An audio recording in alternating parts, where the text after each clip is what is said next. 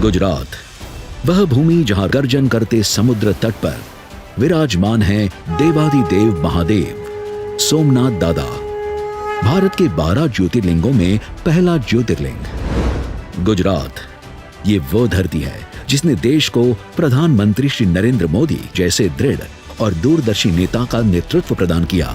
गुजरात राज्य के गिर सोमनाथ जिले के सोमनाथ में भगवान सोमनाथ दादा की इस पावन भूमि पर स्पोर्ट्स अथॉरिटी ऑफ गुजरात द्वारा 69वीं नेशनल स्कूल गेम्स हैंडबॉल 2025-26 प्रतियोगिता का भव्य आयोजन किया गया। इस राष्ट्रीय प्रतियोगिता में देश के सभी राज्यों और केंद्र शासित प्रदेशों की स्कूल स्तर की हैंडबॉल की सक्रिय प्रतिभाशाली 31 टीमों ने अंडर 17 गर्ल्स वर्ग में और 31 टीमों ने अंडर 19 बॉयज वर्ग में सहभागिता की।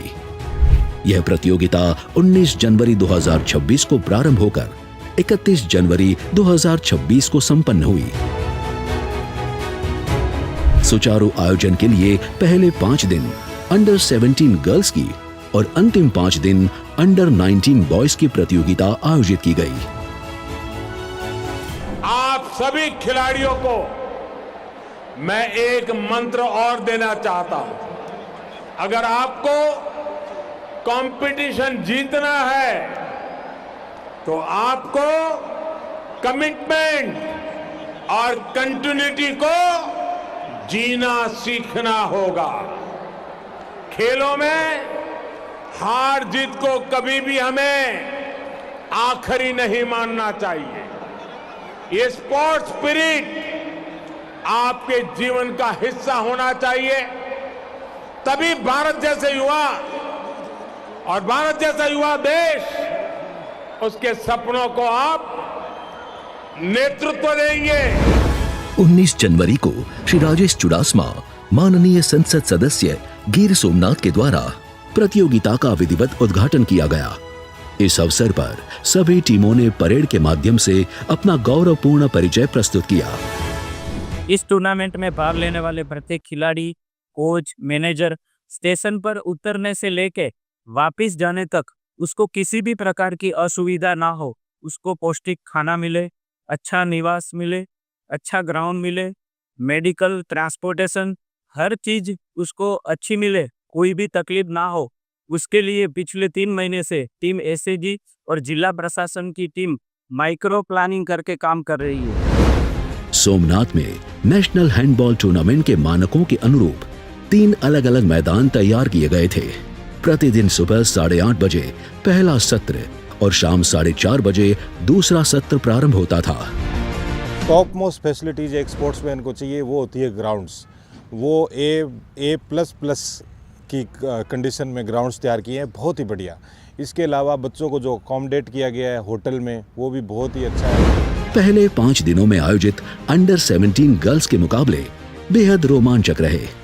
हर टीम अपने अपने राज्य से कुशल खिलाड़ियों को लेकर आई थी। प्रत्येक टीम प्रतियोगिता में आगे बढ़ने के लिए पूरी ताकत झोंक रही थी। खिलाड़ियों का उत्साह बढ़ाने और लगातार मार्गदर्शन देने हेतु प्रत्येक टीम के कोच साथ साथ मौजूद रहे। इसी प्रकार 26 जनवरी से 31 जनवरी तक आयोजित अंडर 19 बॉयज का टूर्नामेंट भी अत्यंत रोमांचक रहा।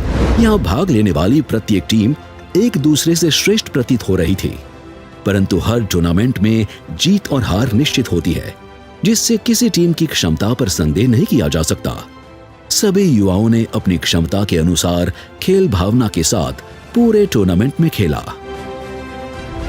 यदि टूर्नामेंट के प्रारूप की बात करें तो दोनों आयु वर्ग की टीमों को 8 पूल में विभाजित किया गया। प्रत्येक पूल की शेष 2 टीमों को प्री क्वार्टर फाइनल से नॉकआउट फॉर्मेट में सेमीफाइनल और फाइनल तक खिलाया गया। सभी टीम्स को 8 लीग में डिवाइड किया गया है और उसको करने के लिए हमने जो ऑफिशियल्स हैं वो क्वालिफाइड ऑफिशियल्स को यहाँ पे इनवाइट किया है ताकि कंपटीशन सुचारू रूप से चल सके। और अट्रैक्टिव करने के लिए 2 ग्राउंड्स को हमने फ्लड लाइट की फैसिलिटी दी है ताकि शाम के टाइम में मैच हो सके और उसको देखने के लिए पब्लिक आए। परिणामों पर नजर डालें तो अंडर 17 गर्ल्स वर्ग में टीम गुजरात ने शानदार प्रदर्शन करते हुए प्रथम स्थान प्राप्त कर स्वर्ण पदक जीता। दूसरे स्थान पर टीम पंजाब ने रजत पदक और तीसरे स्थान पर टीम उत्तर प्रदेश ने कांस्य पदक प्राप्त किया। चौथे स्थान पर CBSE WSU की टीम रही। अंडर 19 बॉयज वर्ग में मेजबान टीम गुजरात ने पूरे टूर्नामेंट में उत्कृष्ट प्रदर्शन करते हुए फाइनल में राजस्थान को पराजित कर स्वर्ण पदक प्राप्त किया।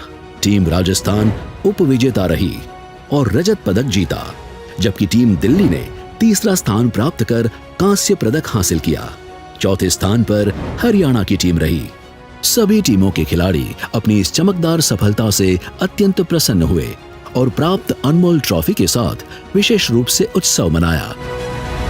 इस पूरे टूर्नामेंट के सफल आयोजन में टूर्नामेंट से जुड़े टीम मैनेजमेंट स्टाफ, तकनीकी अधिकारी और टीम SAG की महत्वपूर्ण भूमिका रही। हर मैच बिना किसी विवाद के संपन्न हो और किसी भी टीम के साथ अन्याय न हो, इसका विशेष ध्यान रखा गया। खिलाड़ियों को किसी प्रकार की असुविधा न हो, इसके लिए नियमों के अनुसार उत्कृष्ट मैदान, योग्य तकनीकी टीम और अनुभवी रेफरी उपलब्ध कराए गए। जो ऑफिशिएटिंग हो रहा है वो भी बहुत अच्छे से हो रहा है, एकदम फेयर हो रहा है। कोई भी टीम हो, ऐसा नहीं कि गुजरात की टीम है इसलिए उसको बकअप किया जा रहा है, ऐसा कुछ नहीं है। सभी टीम के साथ बहुत अच्छे से फेयर हो रहा है।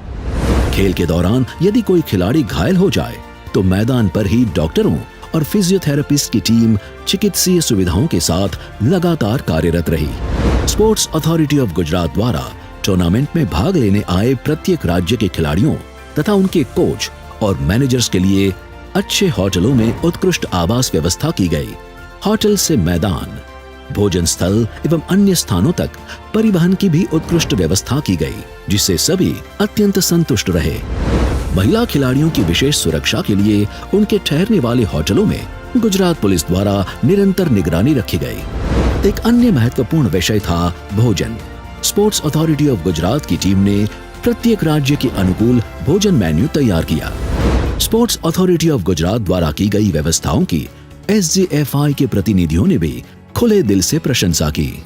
ये टूर्नामेंट के अंदर 31 से ज़्यादा राज्य और यूनियन टेरिटरीज ने भाग लिए हैं और हमने ये यहाँ पे जो जितने भी टीम्स हैं उनको अकोमोडेशन होटल्स में दिया है जो 3 स्टार अकोमोडेशन के बराबर है। प्लस हमने स्पेशली उनको ट्रांसपोर्टेशन और क्लीनलीनेस, स्पेशली हाइजीन का भी बहुत ध्यान रखा हुआ है और छोटी से छोटी बात भी हम उसको नेविगेट कर रहे हैं ताकि कोई भी असुविधा किसी भी खिलाड़ी को ना हो। यहाँ खेलने आए हर खिलाड़ी और कोच के मन में बाबा सोमनाथ की नगरी में आने का एक विशेष रोमांच और श्रद्धा का भाव था। सोमनाथ मंदिर में भगवान सोमनाथ के दर्शन कर सभी को आशीर्वाद प्राप्त होने का संतोष मिला। पूरे टूर्नामेंट में युवक और युवतियों दोनों आयु वर्गों में गुजरात की टीमों ने उत्कृष्ट प्रदर्शन कर प्रथम स्थान प्राप्त किया। यह गुजरात सरकार की खेल विकास की विभिन्न योजनाओं का प्रतिफल है।